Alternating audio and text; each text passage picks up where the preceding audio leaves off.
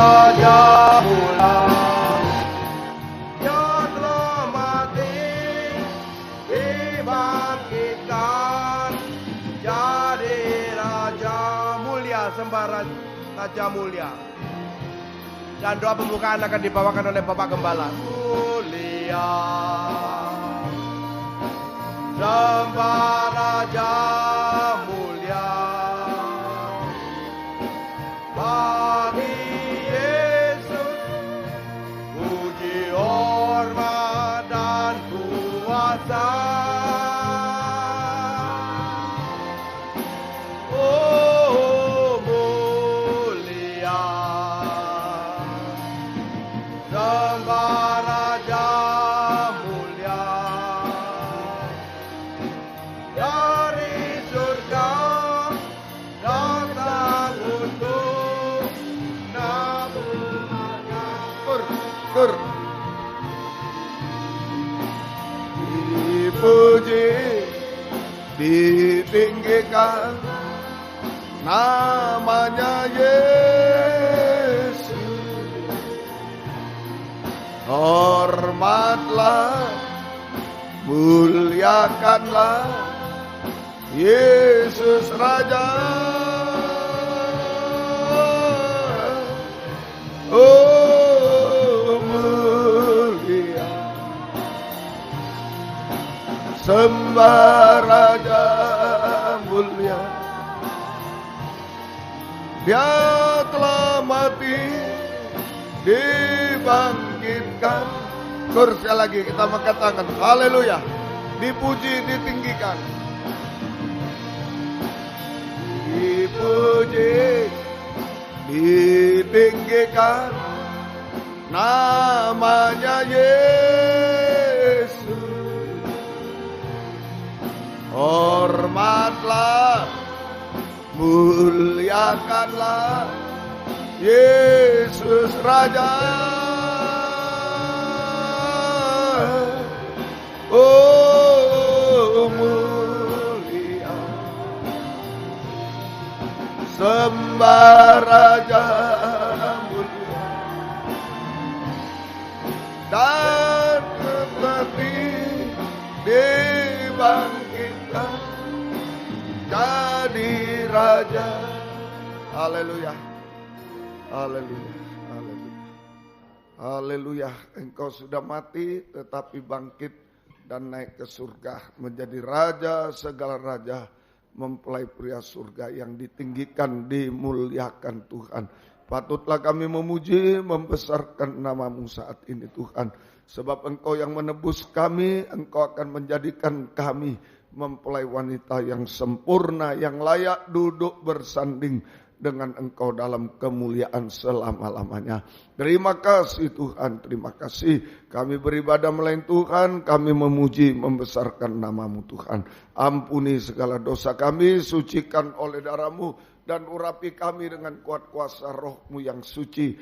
Mulai dari pimpinan pujian musik, singer, sound system, komputer, kami seluruh jemaat baik yang ada di sini, yang mendengar siaran langsung, radio, video, internet, dimanapun berada, dalam negeri, luar negeri, urapi semua, mampu memuji, membesarkan nama-Mu, mengagungkan Engkau di tengah kami. Suasana surga ada di tengah kami. Urapi pemberitaan firman, perjamuan suci, sungguh-sungguh adalah jamahan tangan Tuhan atas hidup kami. Engkau sanggup Tuhan melakukan apa saja sampai menyempurnakan kami, sehingga ibadah tidak kering tanpa arti. Tuhan jamah kami semua. Bapak, Ibu, Saudara dalam perjalanan serta lindungi, tiba di tempat ini dengan selamat sehat, tidak kurang apapun. Yang sudah undur tarik kembali jiwa baru, pertambahkan, gembalakan kami semua. Pakai kami jadi saksi-Mu, membawa jiwa-jiwa baru datang kepadamu Tuhan, membalaskan berkat berlipat kali ganda. Terima kasih Tuhan. Lindungi kami gedung yang dipakai, kendaraan-kendaraan roda 2, roda 4 yang diparkir, saluran internet, listrik, AC, semua peralatan lindungi dengan darah-Mu. Segala kuasa iblis setan masih coba mengganggu, merintangi. Saat kami akan berangkat ibadah, saat di tengah jalan, saat mulai ibadah, kami usir semua dalam nama Yesus, pergi. Darah Yesus yang berkuasa. Tuhan tolong kami. Tuhan berkemurahan bagi kami semua. Dalam nama Tuhan Yesus Kristus kami sudah berdoa, mohon kemurahan-Mu. Haleluya, amin. Silakan Duduk kembali. Kami ucapkan sekali lagi selamat petang sama beribadah dalam nama Tuhan Yesus Kristus. Mari kita pujikan pujian kita dari nyanyian tambahan nomor 54, Setetes Darah. Nyanyian tambahan nomor 54, Setetes Darah.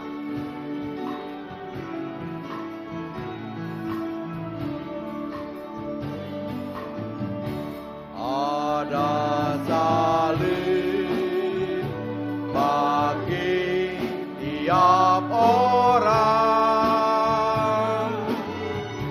bagi jiwa pun ada surga terang, ada tempat dalam surga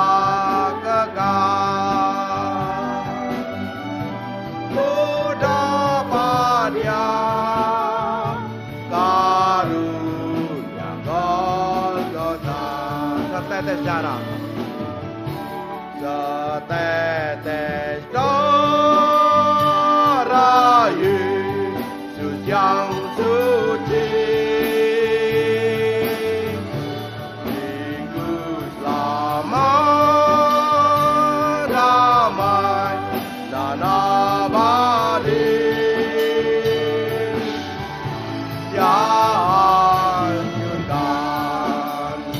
Rantai dosa keji, oh heranlah darahnya Kalvari. Bait yang kedua. Tiap hari Tuhan penuhkan saya dengan cinta, kuasa dan rahmat-Nya. Dia sembahyang buat saya tiap hari. Dia beri jiwa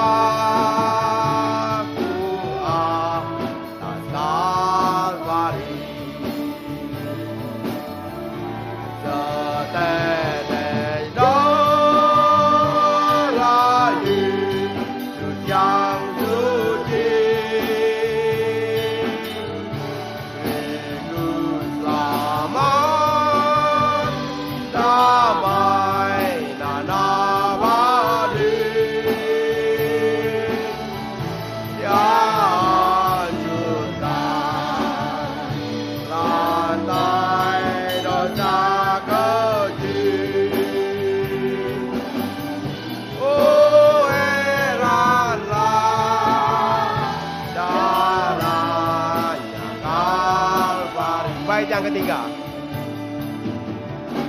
Darahnya cuci segenap dosaku, hilangkan segala susah sakitku.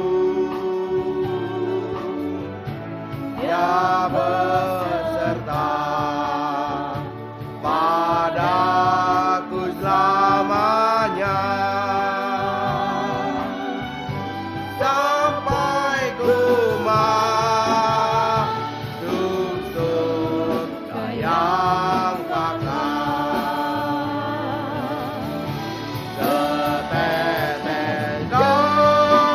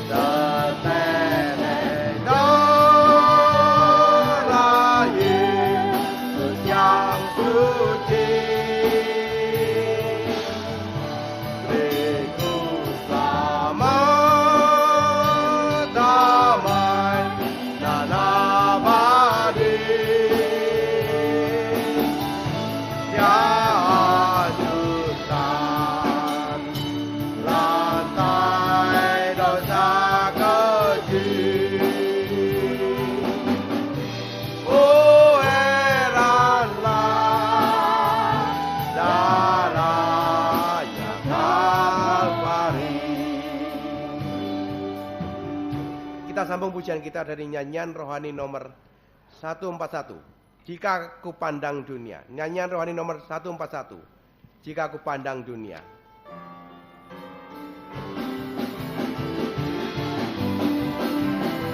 Jika ku pandang dunia, hatiku merasa goyah. Jika ku pandang manusia, hatiku merasa kecewa.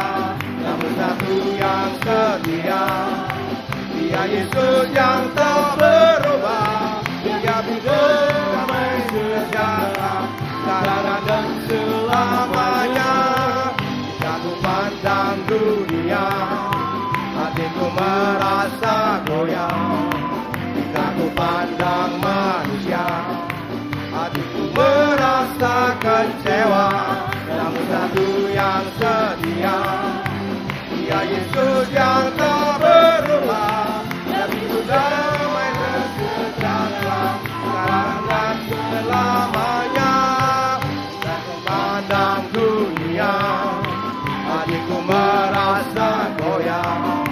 Jika ku pandang manusia, hatiku merasa kecewa. Namun satu yang setia, Dia Yesus yang tak berubah. Dia beriku damai sejahtera sekarang dan selamanya.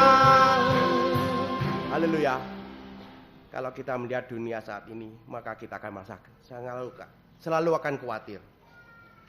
Tetapi hanya kalau kita mau masuk dalam kandang pengembalaan, maka di sanalah kita akan mendapatkan perlindungan, pemeliharaan Tuhan, dan damai sejahtera. Puji Tuhan. Mari kita lanjutkan pujian kita dari nyanyian tambahan nomor 22. Ada satu sobatku. Nyanyian tambahan nomor 22. Ada satu sobatku. Mari sama-sama bangkit berdiri. Ada satu sobatku yang setia, tak pernah dia tinggalkan diriku. Waktu aku susah, waktu ku sendirian, Dia selalu menemani diriku. Namanya Yesus, namanya Yesus, nama Yesus yang menghibur hatiku. Namanya Yesus, namanya Yesus, nama Yesus yang menghibur hatiku. Ada satu sobatku, ada satu sobatku yang setia, tak pernah dia tinggalkan diriku. Waktu aku susah, waktu ku sendirian, Dia selalu menemani diriku. Namanya Yesus, namanya Yesus, nama Yesus yang menghibur hatiku. Namanya Yesus, namanya Yesus, nama Yesus yang menghibur hatiku. Ada satu sobatku, ada satu sobatku yang setia, tak pernah dia tinggalkan diriku. Waktu aku susah, waktu ku sendirian, Dia selalu menemani diriku.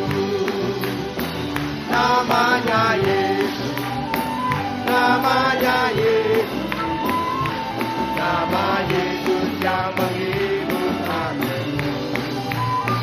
Nama Yesus, namanya Yesus, nama Yesus yang menghibur hatiku. Namanya Yesus, namanya Yesus, namanya Yesus, nama Yesus yang menghibur hatiku. Namanya Yesus, namanya Yesus, nama Yesus yang menghibur hatiku. Haleluya, silakan duduk kembali. Puji Tuhan, mari kita lanjutkan pujian kita dari nyanyian Pesalo nomor 71. Siapakah manusia? Nyanyian Pesalo nomor 71. Siapakah manusia?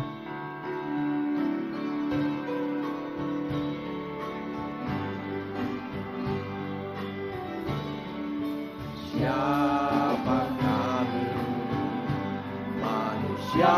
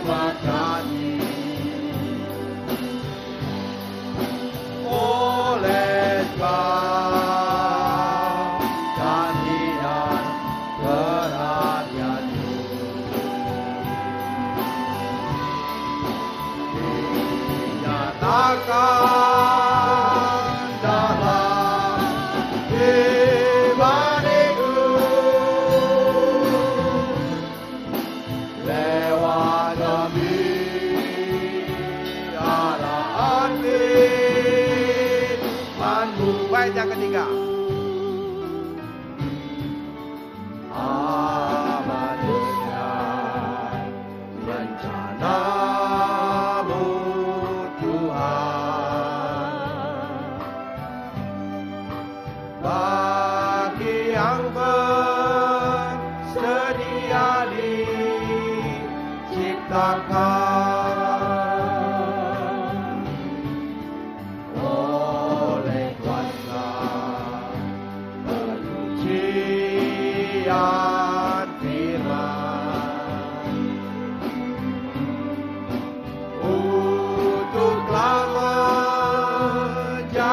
Sama dengan Dia.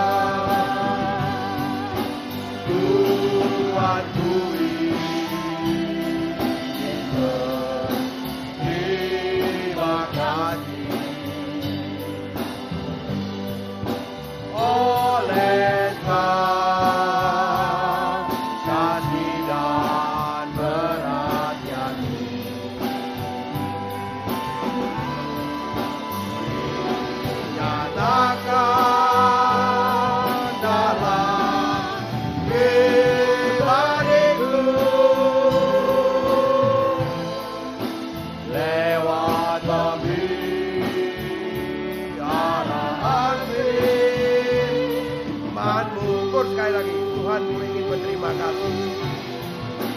Tuhan ku ingin berterima kasih.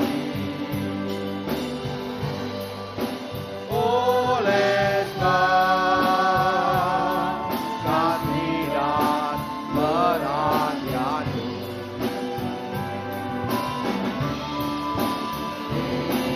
nyatakan dalam pribadiku lewat pemeliharaan firman-Mu. Haleluya. Mari kita lanjutkan pujian kita dari nyanyian rohani nomor 363. Jadikanku rumah doamu. Nyanyian rohani nomor 363. Jadikanku rumah doamu.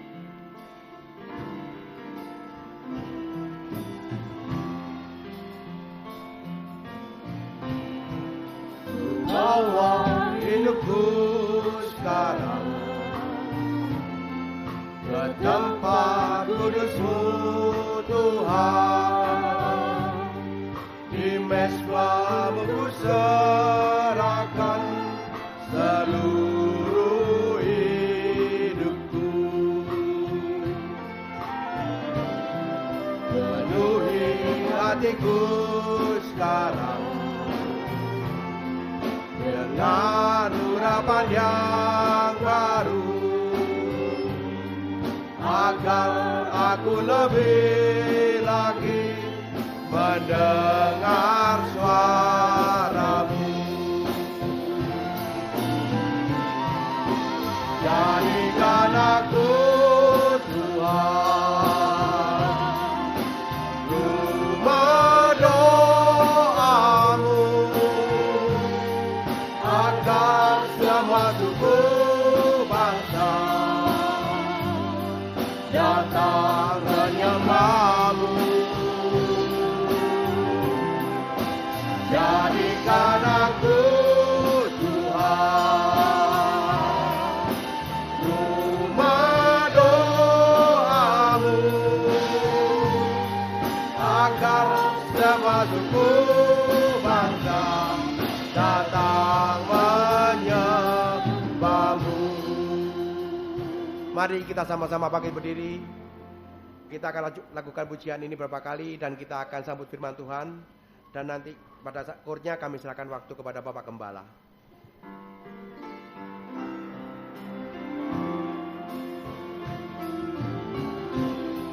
Ku bawa hidupku sekarang ke tempat kudus-Mu Tuhan. Di mezbah-Mu ku serahkan seluruh hidupku. Penuhi hatiku sekarang dengan urapan yang baru, agar aku lebih lagi mendengar suara-Mu. Jadikan aku Tuhan rumah doa-Mu, agar semua suku bangsa datang menyembah-Mu. Jadikan aku Tuhan rumah doa-Mu, agar semua suku bangsa datang menyembah. Ku bawa hidupku sekarang. Bawa hidupku sekarang ke tempat kudus-Mu Tuhan. Di mezbah-Mu ku serahkan seluruh hidupku. Penuhi hatiku sekarang dengan urapan yang baru, agar aku lebih lagi mendengar suaramu. Jadikan aku Tuhan rumah doamu, agar semua suku bangsa datang menyembahku. Jadikan aku Tuhan rumah doamu, agar semua suku bangsa datang menyembah. Sekali lagi kita mengatakan, jadikan aku Tuhan rumah doamu, agar semua suku bangsa datang menyembahmu. Jadikan aku Tuhan rumah doamu, agar semua suku bangsa datang menyembahmu. Haleluya. Haleluya. Itulah permohonan dan kerinduan hati kami. Jadikanlah kami rumah doamu Tuhan, tempat untuk memuliakan, mengagungkan Tuhan, tempat untuk meninggikan namamu Tuhan, tempat kami berseru berserah kepadamu Tuhan, dan Engkau menjawab doa-doa kami. Bahkan satu waktu kami juga menjadi mempelai wanita Tuhan yang sempurna Tuhan. Jangan sampai menjadi sarang penyamun Tuhan, jangan sampai menjadi Babel yang akan dibinasakan Tuhan. Oleh sebab itu kami sangat membutuhkan firman-Mu yang mampu untuk menolong kami, mampu menyucikan, mengubahkan hidup kami sampai sempurna seperti Tuhan. Nyatakanlah firman-Mu bagi kami semua, dan urapi kami dengan kuat kuasa Roh-Mu yang suci. Mulai hamba mampu menyampaikan firman dengan jelas, benar dan murni, sesuai kehendak-Mu dengan kasih sayang-Mu. Biarlah firman-Mu sungguh-sungguh jawaban atas hidup kami, dan urapi pula kami semua Tuhan, baik yang ada di sini, yang mendengar siaran langsung, radio, video, internet, dimanapun berada, dalam negeri, luar negeri, dalam bahasa Indonesia, Inggris. Urapi semua, mampu mendengar, mengerti, percaya, yakin akan firman, bahkan mampu mempraktekkan firman-Mu dalam setiap hidup kami, sehingga sungguh nyata saat ini firman dan perjamuan suci adalah jamahan tangan Tuhan atas hidup kami. Engkau sanggup Tuhan mengubahkan, memuaskan, menolong kami, menghapus air mata, menyempurnakan kami semua, dan kami tidak ragu sedikit pun mengangkat dua tangan kami kepadamu, hanya menyembah-Mu Tuhan, menyerahkan segenap hidup kami ke dalam tangan, bahkan semua aspek hidup kami Tuhan, setiap detak jantung kami serahkan dalam tangan Tuhan yang memeluk kami, Tuhan yang memberi jaminan kepastian hidup sekarang sampai kekal selama-lamanya. Tuhan tidak menipu kami semua. Terima kasih. Segala kuasa iblis setan masih coba mengganggu, merintangi lewat roh ngantuk, roh najis, keras hati, main-main, kami usir semua dalam nama Yesus. Pergi.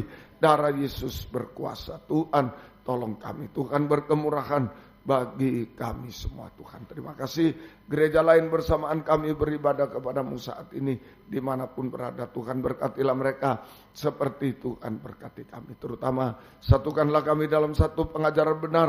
Kembali ke Alkitab menjadi satu kesatuan tubuh Kristus yang sempurna. Dan Engkau segera datang. kembali kedua kali. Terima kasih, syukur kepadamu, mohon kemurahan-Mu. Dalam nama Tuhan Yesus Kristus kami sudah berdoa. Haleluya. Amin. Silakan duduk kembali.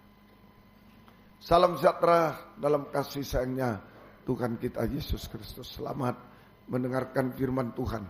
Biarlah kasih Tuhan, bahagia dari Tuhan selalu dilimpahkan di tengah-tengah kita sekalian. Puji Tuhan. Kita masih berada dalam Kitab Wahyu pasal yang ke-10.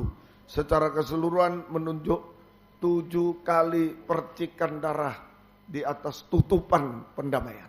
Ada tabut perjanjian, ada tutupnya, ada petinya. Ada tutupnya, ada petinya. Ya, Tuhan tolong kita semua. 7 kali percikan darah di atas tutupan pendamaian. Sekarang adalah sengsara. Sengsara yang dialami oleh Yesus, sengsara yang dialami oleh Yesus sampai mati di kayu salib, sampai mati di kayu salib, ya, untuk menutupi kita, menudungi tabut, untuk melindungi, memelihara kita sampai sempurna seperti Dia. Untuk melindungi, memelihara kita sampai sempurna seperti Dia. Itu maksudnya percikan darah yang dialami Yesus. Ya, karena Yesus mengalami 7 kali percikan darah, maka Yesus juga mengalami 7 sinar kemuliaan. 7 sinar kemuliaan. Ya, sehingga Wahyu 10 ayat 1 sampai 3 itu adalah penampilan pribadi Yesus dalam 7 sinar kemuliaan. Penampilan pribadi Yesus dalam 7 sinar kemuliaan. Dalam Wahyu 10 ayat 1 sampai ayat 3. Penampilan pribadi Yesus dalam 7. Dan aku melihat seorang malaikat lain yang kuat turun dari surga. Itulah pribadi Yesus. Berselubungkan awan 1 dan pelangi ada di atas kepalanya 2. Mukanya sama seperti matahari 3. Dan kakinya bagaikan tiang api 4. Ini 4 penampilan Wahyu 10 ayat 1. Kemudian Wahyu 10 ayat 2. Penampilan ke-5 dan ke-6. Dalam tangannya ia memegang sebuah gulungan kitab kecil yang terbuka. Yang ke-5. Yang ke-6. Ia menginjakkan kaki kanannya di atas laut dan kaki kirinya di atas bumi. Kemudian yang ke-7 Wahyu 10 ayat 3. Dan ia berseru dengan suara nyaring sama seperti singa yang mengaum. Inilah penampilan pribadi Yesus dalam 7 sinar kemuliaan. Di Wahyu 10 ayat 1 itu 4 berselubung awan, pelangi ada di atas kepala, mukanya seperti matahari, kakinya bagaikan tiang api. Kemudian di Wahyu 2 ayat 5 dan 6, dalam tangannya ia memegang sebuah gulungan kitab kecil terbuka, ia menginjak kaki kanan di atas laut, kaki kiri di atas bumi. Yang ke-7 Wahyu 10 ayat 3, ia berseru dengan suara nyaring seperti singa yang mengaum. Ini penampilan pribadi Yesus dengan 7 sinar kemuliaan. Untuk apa? Untuk apa? Untuk menyinari gereja Tuhan. Untuk menyinari gereja Tuhan yang dalam keadaan lemah, tidak berdaya, berdosa dalam kegelapan, disinari supaya satu waktu menjadi sempurna sama mulia seperti Yesus. Satu waktu menjadi sempurna sama mulia seperti Yesus. Itu 7 sinar kemuliaan. Kalau percikan darah untuk menudungi, menutupi, melindungi, memelihara kita. Banyak tantangan, rintangan ditutupi kita sampai sempurna. Tidak ada yang gugur. Nah, kalau sinar kemuliaan menyinari yang lemah, tak berdaya, berdosa, gelap, ini sinari terus sampai bisa sempurna sama mulia seperti Yesus. Ya, menjadi mempelai wanita surga yang siap untuk menyambut kedatangan Yesus kedua kali di awan permai. Mulai malam ini kita membahas yang ke-6, penampilan yang ke-6. Ia menginjakkan kaki kanannya di atas laut dan kaki kirinya di atas bumi. Ia menginjakkan kaki kanannya di atas laut dan kaki kirinya di atas bumi. Ya, ini menunjuk kewibawaan dan kuasa Yesus untuk mengalahkan musuh-musuh. Kewibawaan dan kuasa Yesus untuk mengalahkan musuh-musuh. Kaki kanan menginjak laut, kaki kiri menginjak bumi. Kewibawaan dan kekuasaan Yesus untuk mengalahkan musuh-musuh. Nah, mulai dari menginjakkan kaki kanan di laut, di atas laut. Wahyu 13 tentang laut. Wahyu pasal 13 ayat 1 sampai ayat 2. Lalu aku melihat seekor binatang keluar dari dalam laut, bertanduk 10 dan berkepala 7. Di atas tanduk-tanduknya terdapat 10 mahkota, dan pada kepalanya tertulis nama-nama hujat. Binatang yang kulihat itu serupa dengan macan tutul, dan kakinya seperti kaki beruang, dan mulutnya seperti mulut singa. Dan naga itu memberikan kepadanya kekuatannya dan tahtanya dan kekuasaannya. Nah ini ya, semoga kita bisa mengerti. Nah ini di ayat 5, dan kepada binatang itu diberikan mulut yang penuh kesombongan dan hujat, kepadanya diberikan kuasa untuk melakukannya 42 bulan lamanya. 42 bulan itu 3,5 tahun, itulah antikris. Ya, jadi Wahyu 13 ayat 1-2 ini ditambah ayat 5 tadi, keterangannya 42 bulan. Ini binatang buas yang keluar dari dalam laut. Binatang buas yang keluar dari dalam laut itu sama dengan antikris. Binatang buas yang keluar dari dalam laut sama dengan antikris. Ya, nah ini. Jadi Yesus menginjakkan kaki kanannya di atas laut sama dengan kewibawaan dan kekuasaan Yesus atau Tuhan untuk mengalahkan antikris. Sama dengan menang atas antikris. Untuk mengalahkan antikris atau sama dengan menang atas antikris. Nah ini menginjakkan kaki di atas laut. Saja itulah mengalahkan antikris atau menang atas antikris. Siapa antikris itu? Saja siapa antikris? Dalam 2 Yohanes 1 ayat yang ke-7 sampai ayat 8. Sebab banyak penyesat telah muncul dan pergi ke seluruh dunia yang tidak mengaku bahwa Yesus Kristus telah datang sebagai manusia, sebagai daging. Itu adalah penyesat dan antikristus. Ini antikristus. Mengaku bahwa tidak mengaku bahwa Yesus sudah datang sebagai manusia. Tidak mengaku bahwa Yesus datang sebagai daging. Ya, itu.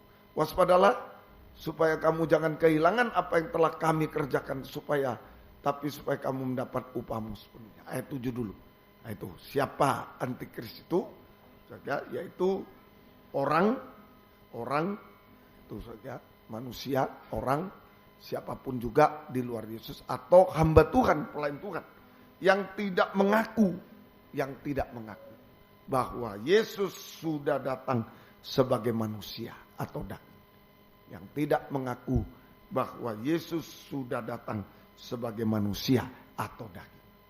Nah itu saja antikris, tidak mengaku bahwa Yesus sudah datang sebagai manusia atau daging. Nah, dalam 2 Timotius pasal yang kedua, 2 Timotius pasal 2 ayat yang ke-8, 2 Timotius 2 ayat yang ke-8, ingatlah ini, Yesus Kristus yang telah bangkit dari antara orang mati, yang telah dilahirkan. Nah, sebenarnya Yesus manusia, buktinya dilahirkan. Buktinya dilahirkan. Yang telah dilahirkan sebagai keturunan Daud, itulah yang kuberitakan dalam Injilku. Rasul Paulus menegaskan bahwa Yesus itu manusia, lahir sebagai keturunan Daud, tapi mati juga bangkit. Saja, itu 2 Timotius 2. Kita gabung dengan Matius 22. Nah, 2 saksi. Matius pasal yang ke-22, Injil Matius pasal 22, 42 mulai. Apakah pendapatmu tentang Mesias, tentang Yesus? Anak siapa dia? Kata mereka kepadanya, anak Daud. Nah ini, orang Farisi mengakui Yesus manusia, anak Daud. Katanya kepada mereka, jika demikian bagaimana Daud oleh pimpinan roh dapat menyebut dia Tuhannya. Yesus itu anak Daud keturunan, tapi Daud menyebut Yesus itu Tuhannya. Ketika ia berkata Tuhan Allah Bapa itu telah berfirman kepada Tuhanku Yesus, duduklah di sebelah kananku sampai musuh-musuhmu kutaruh di bawah kaki. Nah, jadi dalam Injil Matius saya jelas juga menunjukkan bahwa Yesus itu keturunan Daud, lahir dari keturunan Daud, manusia, mati bangkit sampai ditambah duduk di sebelah kanan Allah Bapa sampai mulia duduk di sebelah kanan. Jadi kalau digabung tadi 2 Timotius 2:8, Matius 22 ayat 42-44, Yesus adalah manusia. Kalau digabung kesimpulannya Yesus adalah manusia yang lahir dari keturunan Daud. Yesus adalah manusia yang lahir dari keturunan Daud yang sudah mati di kayu salib. Ya, lahir dari keturunan Daud yang sudah mati di kayu salib tetapi bangkit dan naik ke surga dan duduk di sebelah kanan takhta Allah Bapa. Ini lengkap 2 ayat nih, 2 saksi. Saudara, Matius bersaksi, juga Rasul Paulus lewat surat Timotius ini, saudara, Timotius ini. Surat Timotius ini bersaksi bahwa Yesus adalah manusia yang lahir dari keturunan Daud, yang sudah mati di kayu salib tapi bangkit dan naik ke surga dan duduk di sebelah kanan takhta Allah Bapa. Nah, ini dia dalam kemuliaan sebagai raja, mempelai pria surga, raja segala raja, imam besar, raja segala raja, mempelai pria surga. Nah, Tuhan tolong kita semua. Lalu pertanyaannya, mengapa Yesus datang ke dunia sebagai manusia atau sebagai daging?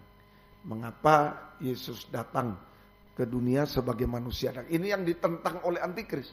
Bukan manusia dia, bukan daging.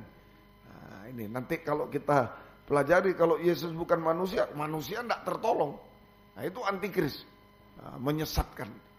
Nah, mari sekarang kita pelajari mengapa Yesus datang sebagai manusia atau daging. Nomor 1, saya sebut dulu, Yesus sebagai manusia, sebagai daging itu, Yesus sebagai penebus, juru selamat. Yesus sebagai penebus, juru selamat. Matius 1, Injil Matius 1 ayat yang ke-21. Matius pasal 1 ayat 21. Ia akan melahirkan anak laki-laki dan engkau akan menamakan dia Yesus, karena dialah yang akan menyelamatkan umatnya dari dosa mereka. Jelas, lahir, bukan jadi-jadian Yesus. Nah, ini maksudnya antikris, dia bukan manusia jadi-jadian. Tiba-tiba datang seperti hantu, datang. Bukan, dia lahir. Ya, ia akan melahirkan anak laki-laki. Nah, karena dia lahir sebagai manusia, maka dia bisa menjadi juru selamat. Dia akan menyelamatkan. Kalau jadi-jadian tidak bisa. Jadi-jadian tidak bisa. Karena dia lahir sebagai manusia, maka dia bisa menyelamatkan umatnya dari dosa. Manusia tidak berdosa, dia bisa menyelamatkan umatnya dari dosa. Bisa? Nah, ini dia Yesus sebagai penebus. Jadi Yesus lahir sebagai manusia yang tidak berdosa. Ini Matius 1:21. Yesus lahir sebagai manusia tidak berdosa, tetapi harus mati di kayu salib untuk menebus dosa manusia. Untuk menebus dosa manusia. Sama dengan menjadi juru selamat. Penebus, menjadi penebus juru selamat. Jadi tidak ada yang bisa menebus dosa manusia. Menyelamatkan manusia berdosa di dunia ini. Kekayaan, kedudukan, kepandaian tidak bisa.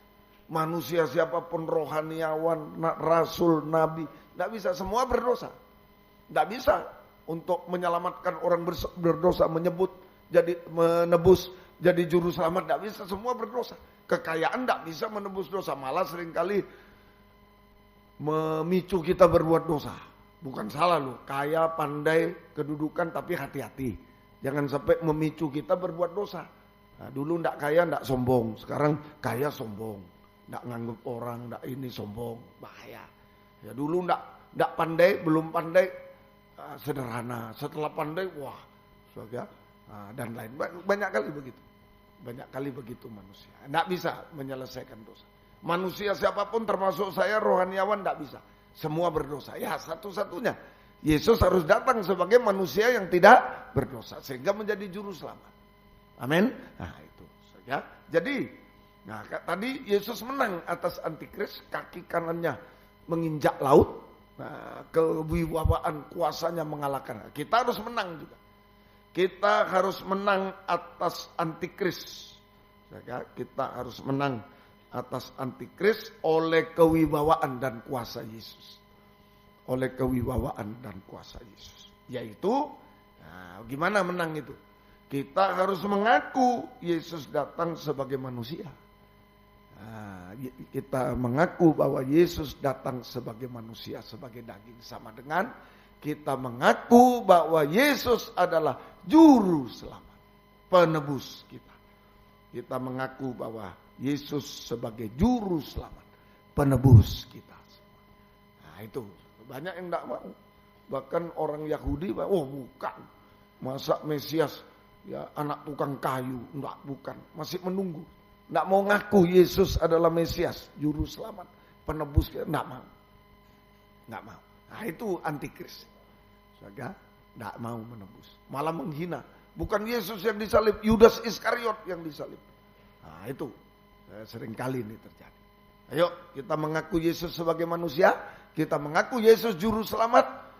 Yesus penebus dosa-dosa kita. Buktinya, bukan cuma ngaku. Bukti, praktek. Mengaku Yesus. Ini menang atas antikris. Mengaku Yesus sebagai manusia. Mengaku Yesus sebagai juru selamat. Penebus. Praktek sehari-hari adalah bertobat. Bertobat.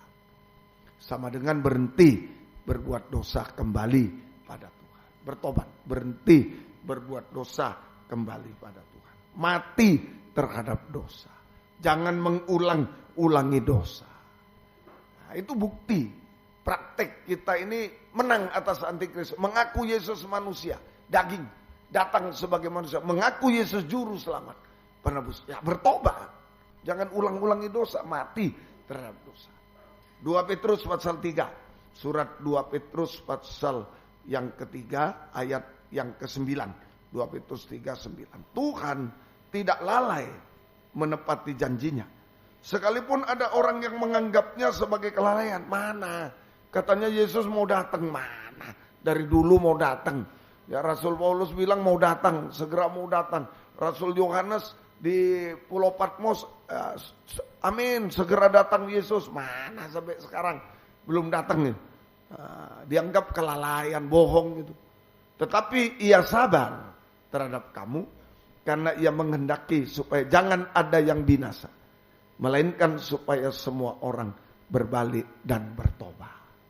Nah ini saja. Jadi perhatikan ini panjang sabar Tuhan. Panjang sabar Tuhan masih berlaku atas hidup kita. Yaitu Yesus belum datang kembali kedua kali. Kita masih panjang umur. Nah ini panjang sabar Tuhan berlaku atas kita sampai hari ini. Yaitu Yesus belum datang kembali kedua kali. Nah, kita masih panjang umur. Kita masih mendapatkan perpanjangan umur. Belum dipanggil Tuhan masih mendapat perpanjangan umur. Nah, itu panjang sabar Tuhan. Maksudnya supaya kita bertobat. Itu jelas. Supaya semua orang berbalik. Bukan semua supaya kuliah, supaya kerja. Supaya ini jangan. Bukan itu dulu. Bertobat dulu. Baru bisa bekerja baik, bersekolah baik kalau sudah bertobat. Nah, menikah baik, semua baik. Bertobat dulu. Jangan malah bekerja, berbuat dosa, korupsi. Wah ini terbalik-balik. Terbalik-balik. Terbalik-balik. Ya, lebih baik tidak kerja. Daripada bekerja, sukses, tapi berbuat dosa. Lebih baik tidak kerja dulu. Bertobat dulu. Nah ini seringkali kita kerja korupsi, kita kerja pakai kuasa kegelapan, kita kerja, wah jangan. Lebih baik tidak kerja dulu, bertobat dulu, baru bekerja. Nah ini tujuan Tuhan, kenapa Tuhan belum datang? Kenapa kita masih diberi panjang? Bukan untuk bekerja, untuk sekolah. Ya lebih baik meninggal sudah enak di surga. Bukan itu, bertobat. Bersekolah untuk nyontek, lebih baik tak sekolah. Bertobat dulu, baru sekolah. Nah, begitu. Ya, semua apa aktivitas apa. Jadi hamba Tuhan, ya, berbuat dosa, jangan. Bertobat dulu baru jadi hamba Tuhan. Bertobat dulu baru main musik. Bertobat dulu baru berkhotbah. Nah, begitu. Jangan dibalik-balik ya. Nah, jadi tujuan hidup di dunia ini adalah untuk bertobat. Berhenti berbuat dosa. Kembali pada Tuhan. Semoga kita bisa mengerti. Baru kita bisa beraktivitas di dunia. Itu tidak sia-sia. Tapi sekalipun orang memuji kita, pinter, hebat, tapi nyontek. Ya, di hadapan Tuhan dia tidak berharga. Ya, hebat, kaya, tapi nyuri, korupsi, menipu. Ya, orang cuma menghargai hebat, tapi dia tidak ada artinya di hadapan Tuhan. Tidak ada artinya. Dia sangat tidak punya tujuan hidup. Nah, kalau manusia menilai tujuan, kuliah, punya tujuan. Kerja, punya tujuan. Kalau Tuhan bukan itu. Tujuan hidup bertobat dulu. Jangan dibalik-balik. Bertobat itu baru punya tujuan hidup. Sekalipun belum kuliah, tidak bisa. Masih kuliah, masih ngumpulkan duit. Belum bekerja, belum ini. Tapi dia sudah punya tujuan hidup. Bisa mengerti, saudara ya? Punya tujuan. Itu semoga kita bisa. Tuhan tolong kita, ya. Jangan sampai seperti antikris. Hanya yang jasmani tapi tidak bertobat. Tidak bisa. Itu antikristus. Nah, mengaku Yesus bukan manusia. Itu saja. Bukan manusia. Bukan penebus, bukan juru selamat. Kalau tidak bertobat.